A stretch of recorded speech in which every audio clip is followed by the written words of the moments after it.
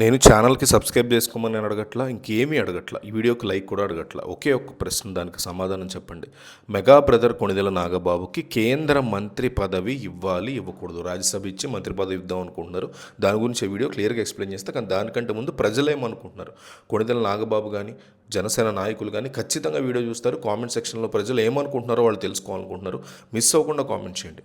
కేంద్ర మంత్రి పదవి కొణిదెల నాగబాబుకి ఇవ్వాలి ఇవ్వకూడదు, ఈ రెండిట్లో ఒకటి మిస్ అవ్వకుండా కామెంట్ చేయండి. ప్రస్తుతం ఆంధ్రప్రదేశ్ రాజకీయాల్లో మెగా బ్రదర్ కొణిదెల నాగబాబు అంటే జనసేన పార్టీకి ప్రధాన కార్యదర్శిగా కూడా ఉన్నారు రాష్ట్రానికి సంబంధించి. ఆయనకి సంబంధించి ఆసక్తికర చర్చ ఏపీ రాజకీయ వర్గాల్లో నడుస్తుంది. జనసేన కోటాలో ఆయన రాజ్యసభకు వెళ్ళేటువంటి అవకాశాలు గట్టిగా ఉన్నాయని, తద్వారా ఆయనకి కేంద్ర మంత్రి పదవి కూడా దక్కే ఛాన్స్ ఉంది అనే చర్చ రాజకీయ వర్గాల్లో స్ట్రాంగ్గా నడుస్తుంది. నాగబాబు ప్రస్తుతం శాసన మండలి సభ్యుడిగా ఎమ్మెల్సీగా కొనసాగుతున్నప్పటికీ ఆయనని జాతీయ రాజకీయాల్లోకి పంపించడం ద్వారా అటు పార్టీకి ఇటు సామాజిక సమీకరణాలకి మేలు జరుగుతుంది అని కూటమి పెద్దలు భావిస్తున్నట్టుగా తెలుస్తోంది. నాగబాబుని రాజ్యసభకి పంపడం వెనక ఉన్నటువంటి వ్యూహాలు, ఆ క్రమంలో ఉన్నటువంటి చోటు చేసుకోబోయేటువంటి మార్పుల గురించి మనం ఆలోచించాలి. గత ఏడాది మార్చి 30 నుంచి నాగబాబు ఎమ్మెల్సీగా బాధ్యతలు నిర్వహిస్తూ వస్తున్నారు. నిజానికి ఆయన ఎమ్మెల్సీ అయిన కొత్తలోనే రాష్ట్ర క్యాబినెట్లో మంత్రివర్గంలో ఆయనకి చోటు దక్కుతుంది అనే ప్రచారం అయితే నడిచింది. దానికి కూటమిలోని ఇతర పార్టీల మద్దతు ఉన్నప్పటికీ జనసేన అధినేత పవన్ కళ్యాణ్ మాత్రం ఆచితూచి అడుగులు వేస్తూ వెళ్తున్నారు.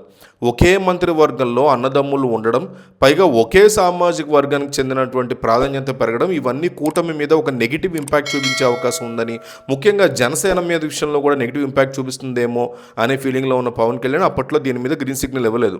ఏపీ మంత్రివర్గానికి సంబంధించి అయితే జూన్లో 4 రాజ్యసభ స్థానాలు ఖాళీ అవ్వబోతున్నాయి. దీంట్లో జనసేనకి ఖచ్చితంగా ఒక సీట్ లభించే అవకాశం ఉంది. మొదట ఈ స్థానం కోసం పారిశ్రామికవేత్త లింగమనేని రమేష్ పేరు వినిపించిన తాజా పరిణామాల ప్రకారం నాగబాబు యొక్క పేరు ముందంజలో నడుస్తోంది. నాగబాబుని రాజ్యసభ సభకి పంపడం ద్వారా జనసేనలోని అంతర్గత రాజకీయ సమీకరణాలు కూడా మారిపోతాయి అనే మాట వినిపిస్తోంది. నాగబాబు ఢిల్లీ వెళ్తే రాష్ట్ర మంత్రివర్గంలో జనసేన కోటాలో ఒక ఖాళీని బీసీ సామాజిక వర్గం చెందినటువంటి కొణతల రామకృష్ణతో భర్తీ చేసే అవకాశం కూడా కనిపిస్తోంది.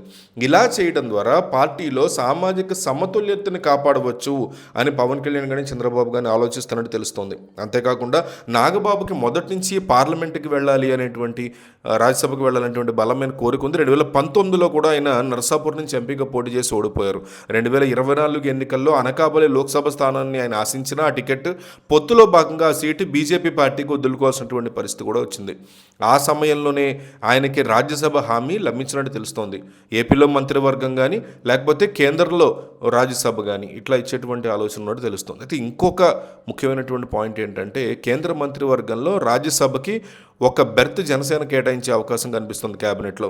నాగబాబు రాజ్యసభ ఎంపీగా ఎన్నికైతే ఆయన్ని కేంద్ర మంత్రిగా పంపించాలని పవన్ కళ్యాణ్ కూడా భావిస్తున్నారు. క్రిస్టల్ క్లియర్గా ఉన్నారు ఈ విషయంలో. దీనివల్ల పవన్ కళ్యాణ్ ఏపీలో ఉప ముఖ్యమంత్రిగా రాష్ట్ర వ్యవహారాలు చూసుకుంటూ ఉంటే, నాగబాబు ఢిల్లీలో ఉండి పార్టీ తరఫున కేంద్రంతో సమన్వయం చేసుకుంటూ కీలక బాధ్యతలు నిర్వహించే ఆలోచన చేస్తున్నట్టు తెలుస్తోంది. నాగబాబుకి ఢిల్లీ స్థాయిలో గుర్తింపు లభించడమే కాకుండా జనసేన గొంతుకుని జాతీయ స్థాయిలో కూడా బలంగా వినిపించేటువంటి అవకాశం తద్వారా దక్కే అవకాశం ఉంది. సో నాగబాబుకి ఇది నాగబాబుకైనా జనసేనకైనా పవన్ కళ్యాణ్కి ఇది ఒక గోల్డెన్ ఛాన్స్ అని రాజకీయ విశ్లేషకులు అభిప్రాయపడుతున్నారు. నాగబాబుకి రాజ్యసభ సీటు దాదాపు ఖాయము అనే సంకేతాలు అయితే మనకు చాలా స్ట్రాంగ్గా వినిపిస్తున్నాయి. ఆయన కనుక ఢిల్లీ బాట పడితే కేంద్ర మంత్రిగా తన రాజకీయ ప్రస్థానంలో కొత్త అధ్యాయాన్ని కూడా మొదలుపెట్టవచ్చు. ఇటు రాష్ట్రంలో ఇతర సామాజిక వర్గాలకి మంత్రి పదవుల రూపంలో ప్రాధాన్యత కల్పించేటువంటి వీలు కూడా ఉంటుంది. సో ఈ వ్యూహం అమలైతే పవన్ కళ్యాణ్ రాజకీయంగా ఒకే దెబ్బకి 2 పిట్టలను కొట్టినట్లు అవుతుందని, అటు కుటుంబ సభ్యుడికి జరిగినటువంటి గౌరవం ఇస్తూనే ఇంకో పక్క పార్టీని కూడా బలోపేతం చేసినట్లే అవుతుంది కదా అని రాజకీయ వర్గాల్లో ప్రస్తుతానికి చర్చ అయితే నడుస్తుంది. సో మరి దీని మీద ప్రజలు ఏమనుకుంటున్నారు అనేది వాళ్ళకు కూడా తెలియాలి. కాబట్టి మస్ట్ అండ్ షుడ్గా కామెంట్ చేయండి. నాగబాబు కేంద్ర మంత్రి పదవి ఇవ్వాలి ఇవ్వకూడదు, ఇవ్వాలి అంటే ఎందుకు ఇవ్వాలి, ఇవ్వకూడదు అంటే ఎందుకు ఇవ్వకూడదు కూడా క్లియర్గా కింద కామెంట్ సెక్షన్లో తెలియజేయండి.